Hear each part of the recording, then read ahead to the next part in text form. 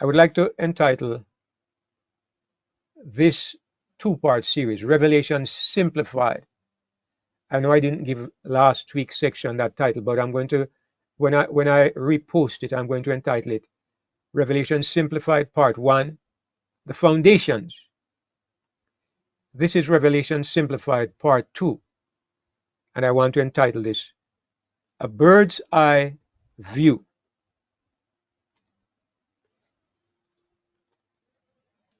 I want to start out by highlighting the importance of revelation. As I said, I hope I don't have to try to convince anybody of how important the book is, but let me just take a little moment and remind us of why it is such a significant book. The first thing is the title of the book. The very first line in the book says, the revelation of Jesus Christ.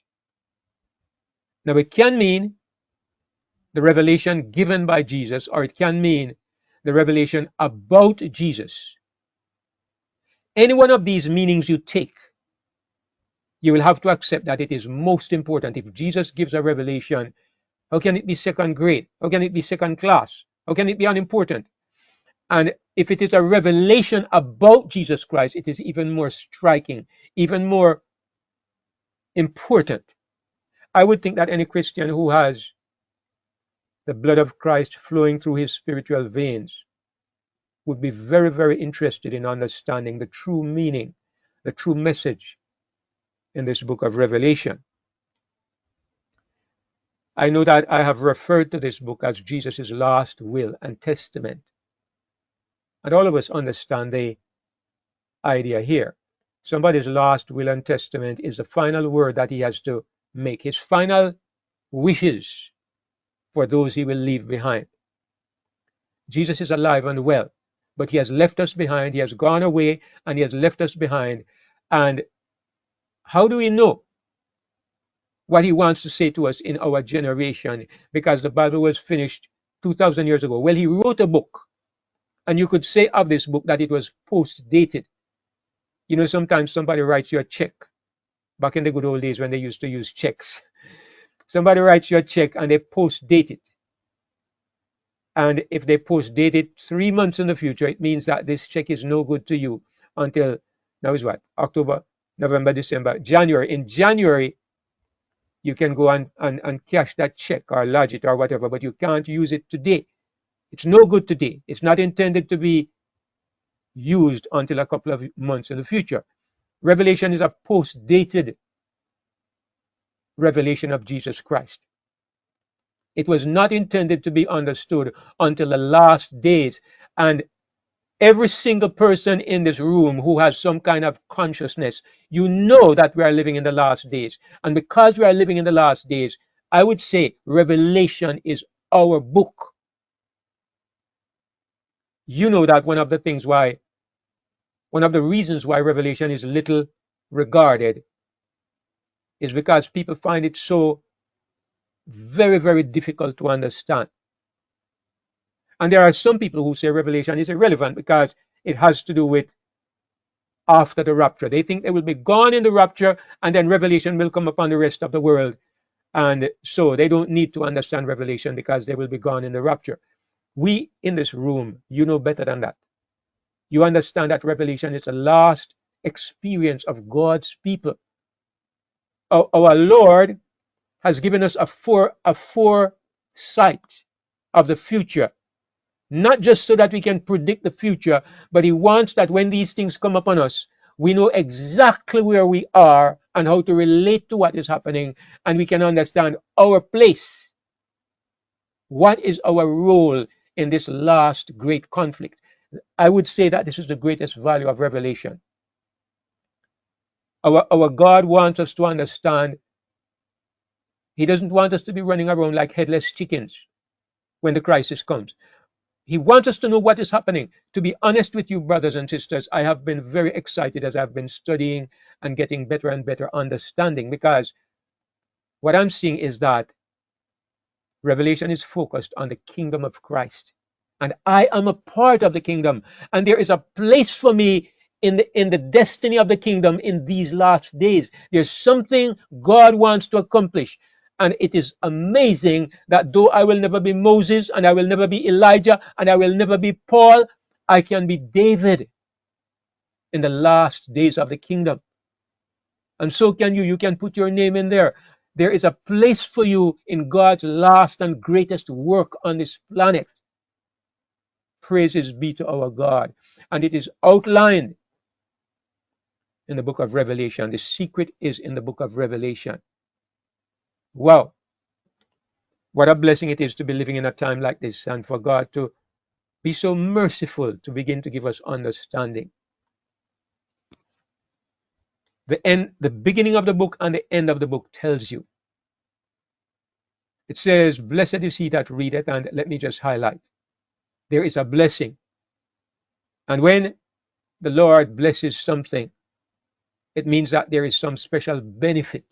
The Lord says, blessed is the one who reads and who hears and who keeps those things that are written therein, for the time is at hand. Now, when he says the time is at hand, obviously, it was not referring to John's time. It's like when Jesus says, there are some standing, when Jesus says, this generation shall not pass. This generation shall not pass till all these things be fulfilled. You know, he was speaking about the end time generation. What he was saying is, when you begin to see these things happening, then know that when you see the first one, then before the generation passes, the last one will take place. He's saying within that span, from the first sign, the generation will not pass. It's the same thing he's saying in Revelation here. He's saying that from the time you come to the beginning of the fulfillment of Revelation, then you have come to the time is at hand. And those things that are to follow will happen rapidly. So he says there's a blessing on the one who reads. Thank God we are reading. But also those who hear. Hear means to heed, to take heed, to be aware of, and to respond. And thirdly, those who keep those things, preserve what you have in your mind and make it become a part of your experience, make it relate to how you live your life day by day. That's what it means to keep these things. It means to factor revelation into the way you live your life day by day.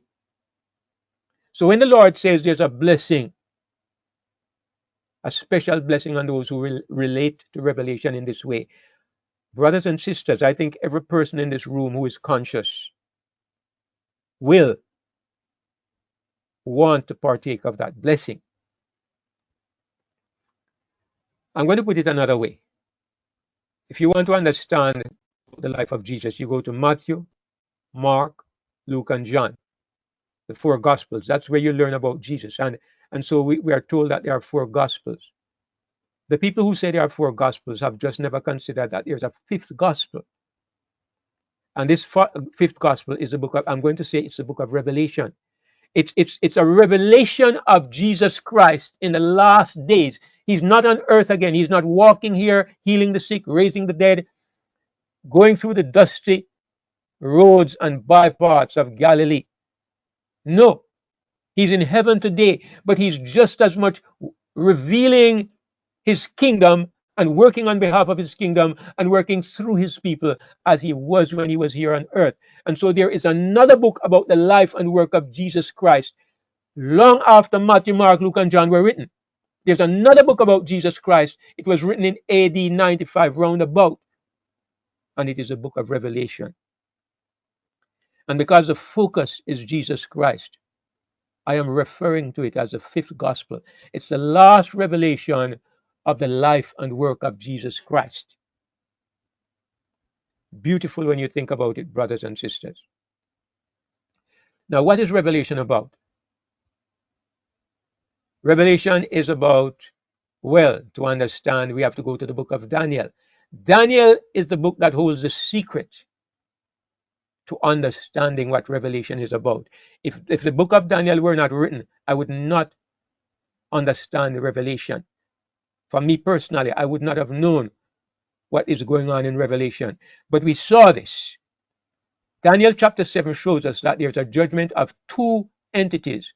First of all, there was the judgment of the beast. We saw this in part 1 of this study.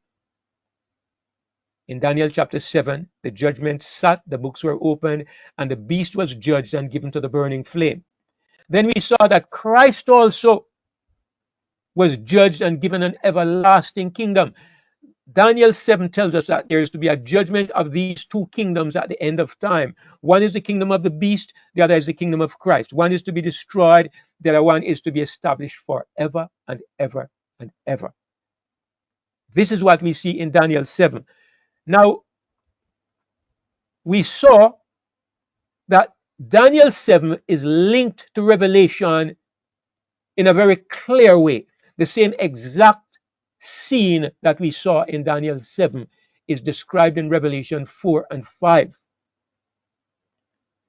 In Daniel 7, the thrones were cast down. We went through all of this in our previous study. Thrones were cast down in both chapters. One sat on the throne in both chapters. Fiery stream, lightning coming out of the throne in both chapters. In Daniel 7, the books are open. In Revelation 4 and 5, the book is open that has 7 seals. Same thing. In Daniel 7, there are 10,000 times 10,000 and thousands of thousands standing before God. In Revelation chapter 5, there are 10,000 times 10,000 and thousands of angels standing around the throne. The same exact scene. So what does this tell us? This tells us that Revelation is focusing on the judgment. We learn this because we compare Revelation with Daniel, and in Daniel we know it was the judgment. So if you see the same thing in Revelation, the same judgment.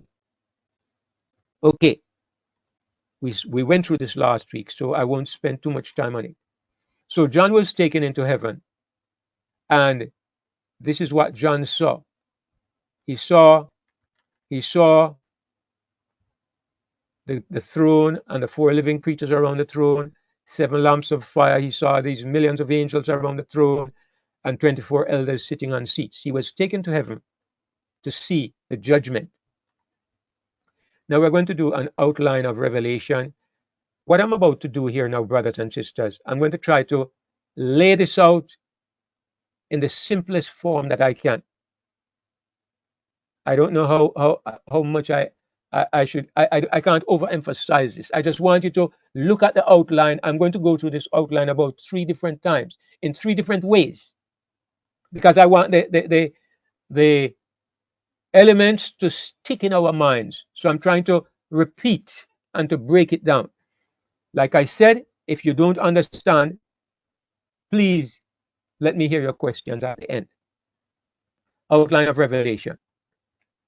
All right, now the numbers you see on the screen are the chapters. Chapters 1, 2, and 3 of Revelation. This I consider to be mostly introductory. Chapter 1 is an introduction. John sees Jesus walking among the candlesticks. Chapters 2 and 3, there are some messages addressed to the 7 churches. I don't believe this is the meat of Revelation. It's like an introduction. John is told to send this message to the 7 churches. I believe the meat of Revelation begins with chapter 4. And so the next section I have is chapter 4 to chapter 11. What happens in these 8 chapters? I believe it is the judgment of the kingdom of Christ. Remember what Daniel saw, the judgment of the 2 kingdoms. So Christ's kingdom is judged or examined in chapters 4 to 11. Then you have chapters 12 to 19. And in these chapters, you have the judgment of the kingdom of the beast. Remember, the subject of the book of Revelation is the judgment of the 2 kingdoms. So half of Revelation is dealing with the judgment of the kingdom of Christ, and the other half is looking at the judgment of the kingdom of the beast. This is my understanding of what Revelation is about. Now, if you're hearing this for the first time, I would like you to hold this in your mind, because I'm going to go ahead and to break it down as we proceed. The last 3 chapters of Revelation are what I would call a postscript, the closing remarks. Usually we don't have much controversy about these last 3 chapters. It tells you about the 1,000 years, the final judgment, the new earth, and then the final remarks. There are not too many questions. That is kind of straightforward and easy to understand. The real difficult part is section 2, the judgment of Christ's kingdom, and section 3, the judgment of the beast kingdom. So I've given you an overall template. There are 2 sections. Now we are going to dig into into the first section. Well, I call it section 2 here, but it's the first part, which is the judgment of Christ's kingdom. The judgment, section 1, Christ's kingdom judged. Now here are the events that we see. First of all, John is taken into heaven, and he sees this. He's looking at this scene, and one of the living creatures says, "Come and see." Why does he say this? It's because the book of 7 seals is taken by Christ. Christ takes the book from his Father's hand. You can read this in Revelation chapter 5. There's a book with 7 seals, and Jesus takes the seal. What is in the book? Well, if we are correct, if what I'm saying is correct, this book is the book that holds the records of judgment, or it reveals the history of the kingdom, because it's the kingdom that is being examined now. Remember, it's a judgment of the kingdom of Christ. So this book contains the history of the kingdom of Christ. The first thing we see is a representation of the first 2,000 years of the kingdom, nearly 2,000 years. I approximate 2,000 years.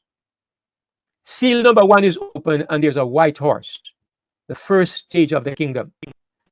Seal number 2 is open, and there is a red horse. The kingdom began to change. Seal number 3 is open, and there's a black horse. The kingdom began to deteriorate even more. Seal number 4 is open, and there's a white horse. The kingdom has reached a very poor state. It has gone downhill. This is the history of the kingdom Christ left behind.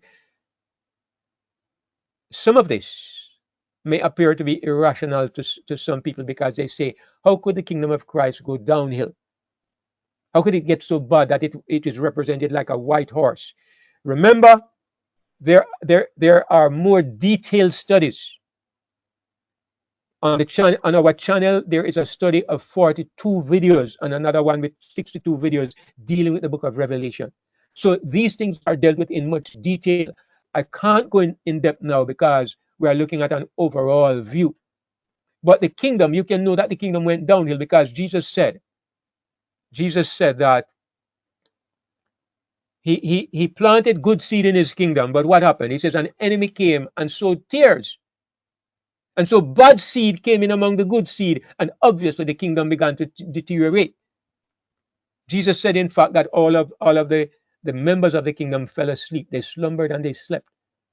Anyway, I'm not going into details on that now, but you have the 4th seal, which was the pale horse, and the rider's name was Death. Now this takes us through the first 1800 years of the kingdom. Then you come to seal number 5, and there were the souls under the altar crying for vengeance, and this was the kingdom now in the time of the judgment. We are still going through the kingdom because all of these seals, the 7 seals, are dealing with the judgment of Christ's kingdom. So in the judgment arrives at the time where we are today, which is the time of the judgment. And it's represented by these souls under the altar asking, how long? Then you go to seal number 6. And what we see is that there are cosmic events that show that we have come to the close of probation. The sun turned to darkness, the moon turned to blood, the stars fall from the sky. And this represents the end of probationary time, or the end of grace. The time of God's dealing with the church and offering salvation is over. And so the heavens depart as a scroll when it is rolled together. And everybody says the great day of God's wrath has arrived. And who shall be able to stand? Seal number 7 is open. And we see the 7 trumpets begin to blow. And terrible disasters come upon planet Earth. 1/3 of the sea becomes like blood. A great mountain burning with fire falls in the sea. All kinds of things. So what is happening here? This is when the tares are removed from the kingdom and they are cast into outer darkness. In the parables of Jesus, you find this condition exemplified. There's a separation Probation has closed, and now the bad seed in the kingdom is taken out. And this is represented by the judgment of the trumpets falling upon a third of the earth. It's apostate Christianity or apostate Christendom that is now suffering these trumpet plagues. It's where Jesus said there would be weeping and gnashing of teeth for those who were taken out of the kingdom. What happens next?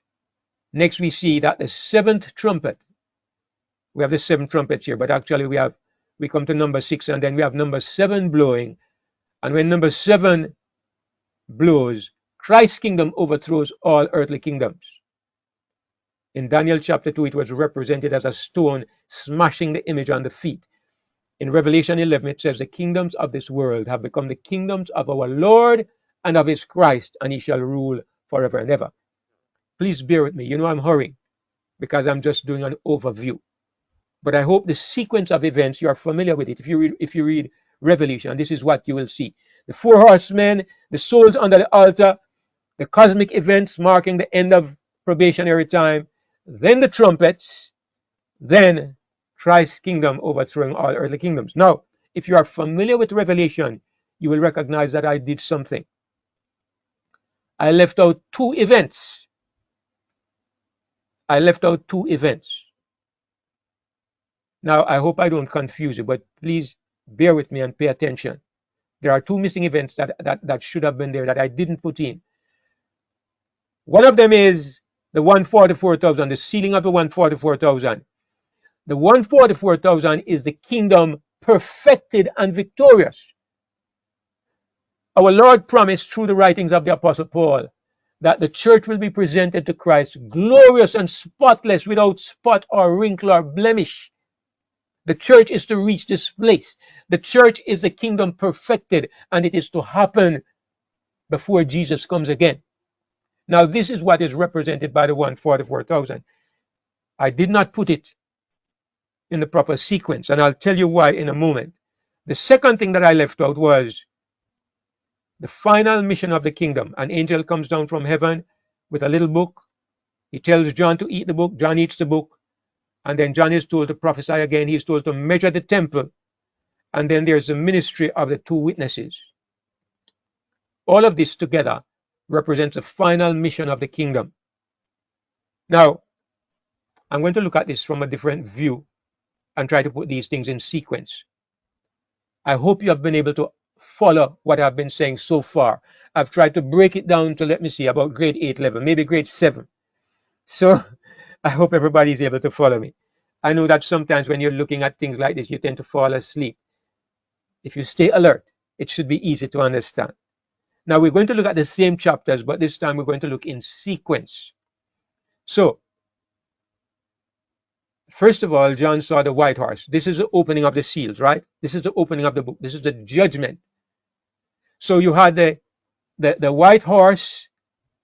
That's the first stage of the kingdom. Then you had the red horse. That's the second stage. You had the black horse. That's the third stage. You have the pale horse. That's the fourth stage, and it's going downhill. Then you have the souls under the altar. We come to the time of the judgment. The kingdom is at the time of the judgment. And then the way I had it, I had the cosmic events, the falling of the stars and the moon to blood and the sun to darkness. I had that next. And next I had the 7 trumpets. But if you look at the Bible, there's something that is missing. I missed out the sealing of the 144,000, and I left out the ministry of the 2 witnesses. Why did I do this? Because I wanted to give you the thing in sequence as how I believe it takes place. Now the 144,000, that bottom rectangle on the left, circled with green, that bottom rectangle on the left, the 144,000, it belongs, look at the arrow, it belongs in that spot. It does not belong after the falling of the stars and the moon to blood and the sun to darkness. The 144,000 are sealed before the end of probation. In the book of Revelation, first of all, you have the falling of the stars and the moon to blood and the sun to darkness. Then you see the 144,000 in the book of Revelation. But that's not how it really is in real life. In real life, the 144,000 are sealed during the time of the judgment. So with the souls under the altar, this middle panel here, during this time, you have the sealing of the 144,000, and you also have the ministry of the two witnesses. So when you look at the sequence in Revelation, these two events are not in chronological sequence in the book of Revelation. Now you will ask, how do you dare to change the sequence that is in the book of Revelation? How do I dare to do such a thing? And why would I be so presumptuous as to say something like this? I have explained it in great detail in the longer videos. I would say if you take the time to look at these chapters in the longer videos, everything will become clear. But I will explain it very quickly by saying Revelation is written like a storybook. Everything is in sequence, mostly. But there are certain points where God stops the action and he reverses. He goes back to a previous point in time. Why does he do this? Because he wants to make a point and he wants everybody to get the point. So he brings it to a certain place, like you're reading a good story and the drama builds up to a certain point and you are left hanging. And then the next chapter will take you back to something that happened previously. Happens in a book, it happens in a movie. It can be confusing, but it is beautiful when you understand it. So I'm not going to say more about this at the moment. What I'm recommending is that you watch the longer videos. Go back and find these videos are on the channel, the Revelation studies, the Revelation playlists, and you will understand this very clearly. The reasons are given, but I'm not going to take the time today because we would never finish. So this is a sequence that I believe we should have. You have the judgment scene right in the middle. Then you have the two witnesses. They are given great power and they prophesy for 3.5 years. And at this time, the 144,000 are sealed. Then you have the end of probation, the falling of stars, the sun to darkness, the moon to blood, bringing us to the place where the probation is over, the salvation in the kingdom is done.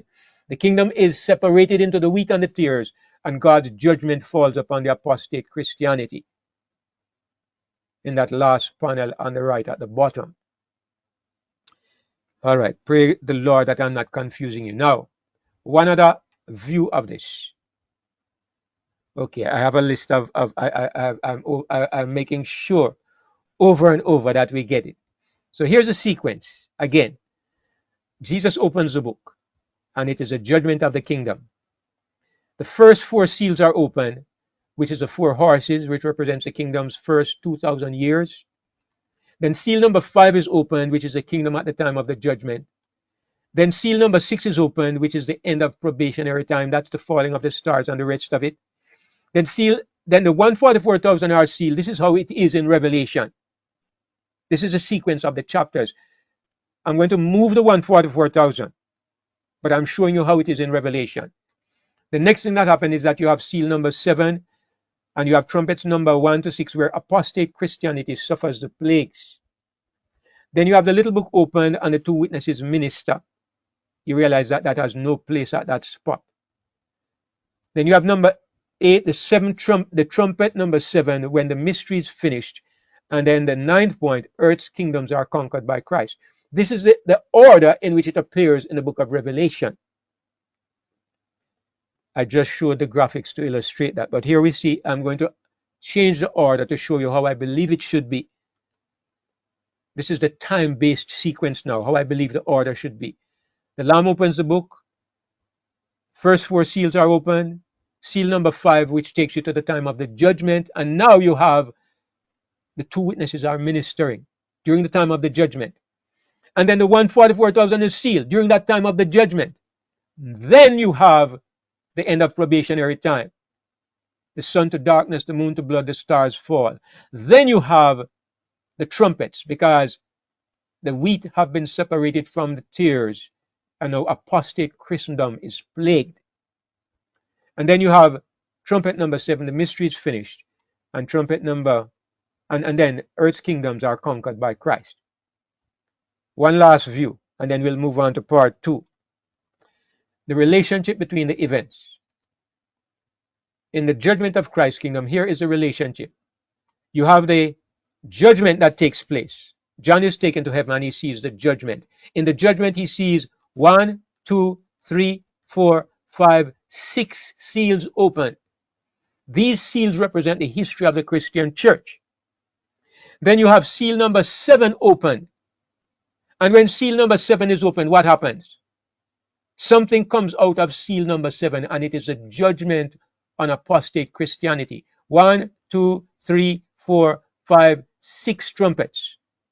That's by the time you come to seal number 6, the wheat are separated from the tares, the goats are separated from the sheep, and now you have the 7th seal, which is God's judgment upon the tares, upon the goats, upon the apostate Christendom.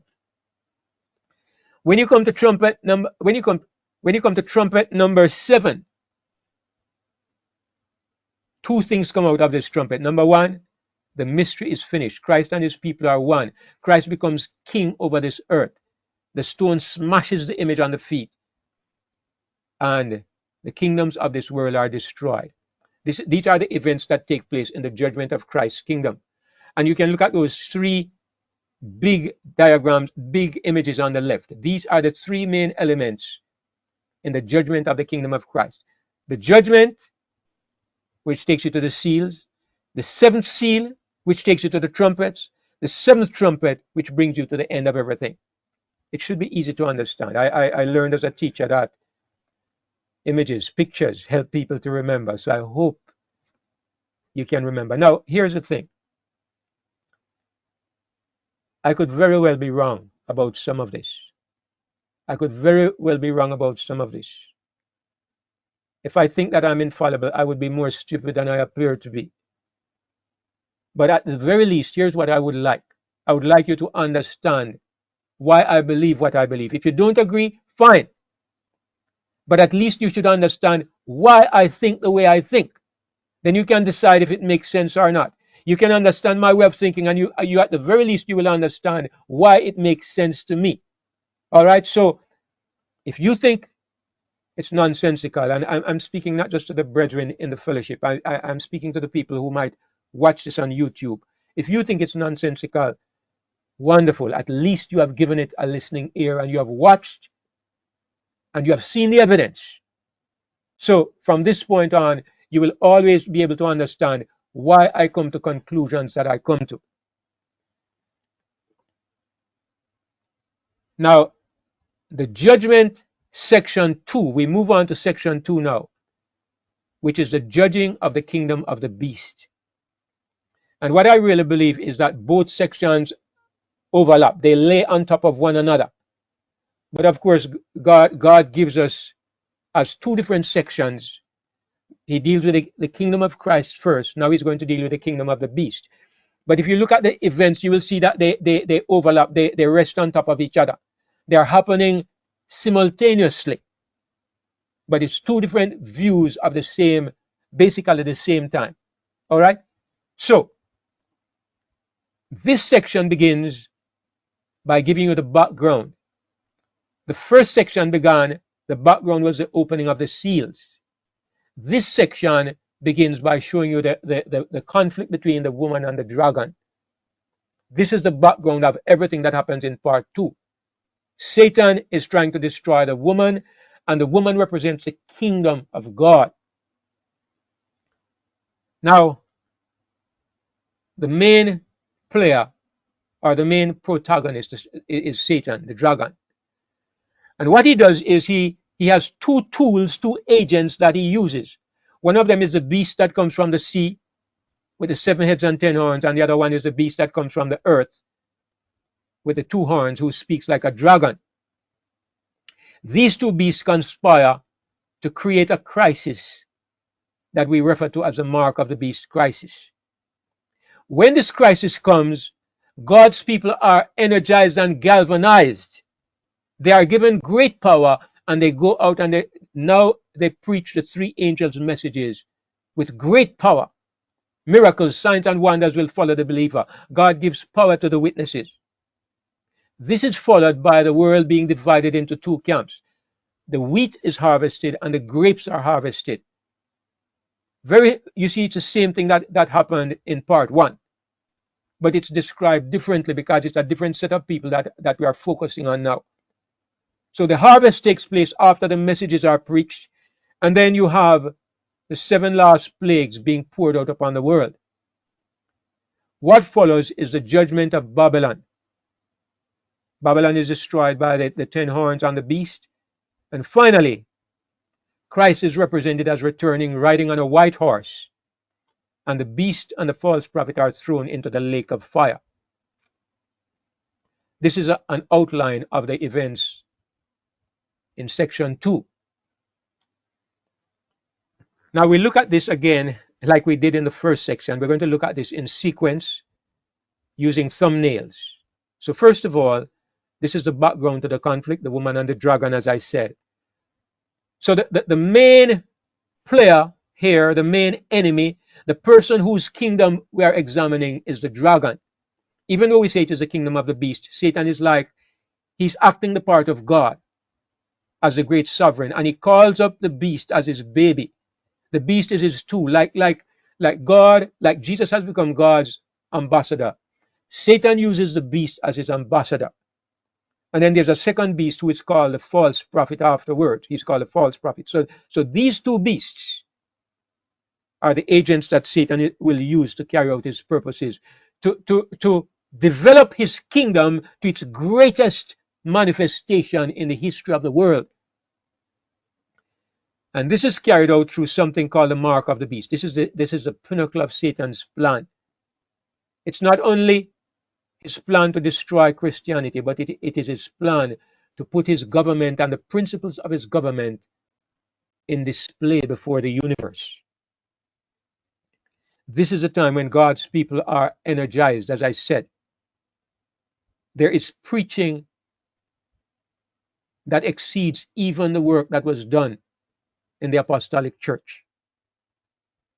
It is a work that involves everybody in this room who wants to be a part of it. Everybody in this room who is looking at this study and understanding it. This is our destiny and this is our work. It's a long time people have been talking about this, but everything is saying that we are at that time now, brothers and sisters. So the preaching of the three angels' messages in the light of the great crisis of the mark of the beast brings about the harvest. The harvest is the separation of the wheat from the tares, the sheep from the goat. We saw that in part one. Here it appears again in part two. So the earth is reaped, and it is reaped after the final preaching of the gospel. And what happens is that after this, they are thrown into the great winepress of the wrath of God, which consists of the 7 last plagues. I believe it is the same thing as the 7 trumpets, but now we are seeing it from the perspective of the people of the world. In the first section, we were seeing how these plagues affect apostate Christians. Now we are seeing how they affect the people of the world who have rejected God outright and embraced the beast and his mark. Babylon, of course, is given special attention, and we see how Babylon is finally destroyed during the time of the plagues. And then finally we see the beast and the false prophet put in the lake of fire. And of course, Jesus arrives riding on a white horse. I don't have that thumbnail here, but it's a given. It's when Jesus comes and does battle with the beast and the false prophet that they are thrown into this lake of fire. And that's the end of part 2. What we have after this is Revelation 20, 21, and 22, which, like I said, those chapters are not going to form, they're not going to play any major part in the study I'm doing here, because in my opinion, these are not the main point, the main part of the book. The part that gives us difficulty is chapter 4 to chapter 19. And once we understand, we are looking at the judgment of 2 kingdoms. Everything is much simplified. Daniel 7 gives us the key. And in fact, the whole book of Daniel. But chapter 7 especially. So to do this, to outline it here, we have the dragon warring against the kingdom, both the woman and the seed of the woman. And then the dragon calls the two beasts, they emerge. And then the two beasts bring about the mark of the beast crisis. And then we see something that is, again, it is out of place. We see the 144,000 on Mount Zion. Now, this is a spiritual place. It's not a literal place, because at this time, God's people are not yet in heaven. And this helps us to understand what I said about in part 1, when I said certain things are put in places where they don't belong. Everybody will agree that the 144,000 are not yet in heaven. But here in Revelation 14, we see them standing on Mount Zion, right in the middle of the mark of the beast crisis. Yet we know they are still on earth. But God shows us them on Mount Zion for a certain reason. And again, I would recommend that we go and watch those longer presentations where all of this is dealt with in much greater detail and the reasons are given. So you have the 144,000 on Mount Zion, out of place, I would say. And then you have the world being judged and harvested. That crisis is the great hour of temptation that brings the world to judgment and enables the separation of the wheat and the tares. Then you have the 7 last plagues. The wicked are cast into outer darkness, where there is weeping and wailing and gnashing of teeth. Babylon is judged and destroyed. And finally, Jesus returns and the beasts are destroyed and Satan is bound for 1,000 years. This is the sequence that we have in Revelation from chapters 12 to 19. Now again, we want to look at the relationship between these events, just as we did in part 1. We are looking at the relationship of the events in the judgment of the beast's kingdom. I keep repeating these things because they say repetition deepens impression. So, in the dragon's war, we see that he called up the beast and the false prophet. The beast and the false prophet created the mark of the beast crisis. In this crisis, by this crisis, through this crisis, the world is called to judgment, the hour of temptation that shall try those that dwell upon the earth. The 3 angels begin to fly at that point. I put it to you that the angels cannot fly until the mark of the beast crisis, because the first message is the hour of God's judgment has arrived. And God's judgment does not arrive until the mark of the beast crisis. Neither does Babylon fall. Neither does the warning against the beast and its image carry any power until the crisis actually arrives. And then the third thing that happens is that the earth is harvested. All these are a consequence of the crisis. And then you have the 7 last plagues. And what comes out of the plagues is that Babylon is destroyed, the beast is given to the burning flame, and Christ returns to earth. So you can look again at these 3 major events that serve as markers to help us to remember what happens next. The dragon's war, the beast and the false prophet. The mark crisis, the judgment, the 3 messages, and the harvest. The 7 plagues, Babylon destroyed, the beast given to the burning flame, and at the end of it all, Christ returns. So I hope that this outlay helps us to remember these events and the order in which they come. All right, so actually I got through today much quicker than I intended to.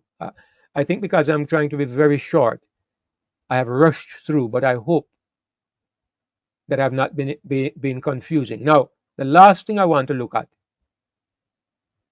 it's something that probably does not belong in this study, but it's a question that has come up from time to time, and I'm going to mention it because I believe it can be a major question in the minds of people. You know that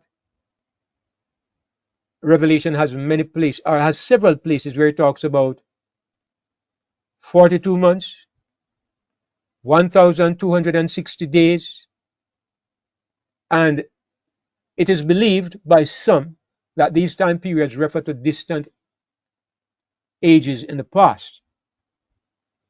If what we are saying today is true and that these events apply to the future, then these time periods would mean literal time periods. The way they are interpreted in the past is that one day represents a year. But I'm saying if we apply it to the future, it cannot mean one day represents a year, because it would mean we would have 1,260 years ahead of us in the future, which absolutely is nonsense. So if these time periods and if these events apply to the future, we have to look at them as literal time, literal 3.5 years, literal 42 months. Now, how could we justify this? Because it is clear that in the book of Daniel, some of these periods, they refer to a day for a year. Some of these periods really represent vast ages of time. Why would we say that in Revelation here, the time periods are a little different? Do we have any system by which we can come to that conclusion? And that's just what I want to share as a final thing today. It's a question I had in my mind for a long time, but I think I have a little bit more clarity this morning. First of all, I would say that context is the determining factor. That's the main factor. All right, maybe that's not such a strong point, because somebody will say anybody can put his own context on something. But let's go on to the other points. Now, point number 2, historical events apply in day for a year. If we are looking at events in history and we come upon this time period, it is reasonable to say that a day was used to represent a year. But if we come to end time events, it's reasonable to say that they cannot apply for a day for a year. It has to be real time. Now, how do we decide which is historical and which is end time? There are markers in the Bible to show whether we are dealing with historical events or we are dealing with end time events. Now, I just want to highlight these two things. Historical events. Historical events. No, I don't want that. I don't want that.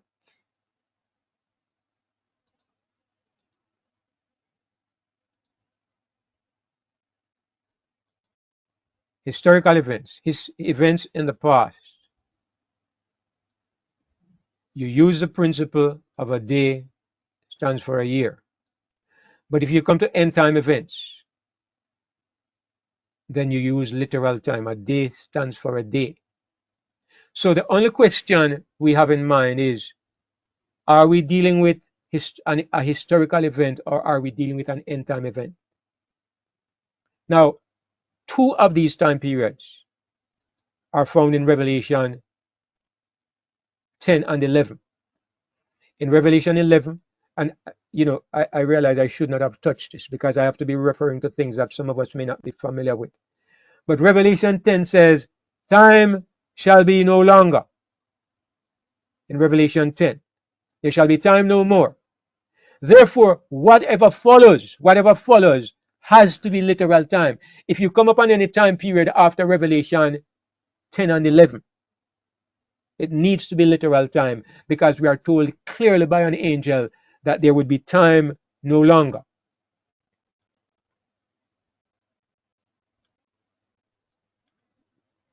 In Revelation 12, we see the dragon making a war at the end time. It's an end time war against the remnant. The remnant is the last remaining portion of God's people on the earth. That must be real time. It must be literal time. God's last people, Satan goes to make war against them. Any time period that comes up after that, must be literal time. Because these markers tell us that we are living in the end of time. Time no longer. The war against the remnant, we are living in the end of time. Any time periods that come up after this have to be referring to literal time. So I have no doubt that there may be questions regarding this point, but this is the last point I have. Now, I'm going to show you on the screen two charts. The writing is so small, I don't think you'll be able to see the points that are made on these charts. But what I have here is a sequential order of the events we have been looking at from Revelation 4 right to Revelation 19. All the events in sequence. Those that take place at the same time, they are in columns. Okay, so it harmonizes the part 1 and part 2. They are laid out in sequential order. This chart I will put in the testimonies and in the discussions group, and I will send it to anybody who gives me your email address. Also, this one, it's similar, just a little different layout. And finally, this is a chart that puts everything together, but the events on it were so many, I had to make it very small. This one will also be available. I had to make it, and then I cut it in two, and I did part 1. So it's a little bigger. This takes us right up to the beast being judged. And then the other half of it was from the time of the censer being cast down and Christ being given ever. Anyway, all of this ties together. It's a PowerPoint presentation. So anybody who wants a copy, you can email me, and I will put them also in the testimonies group. If you're a part of it, then you will be able to see. So this is where I am going to bring this study to an end today. And to be honest, I am grateful to the Lord I was able to finish within the time that laid out, because I thought this was going to be very long, but I think by the grace of God I was able to make it fit.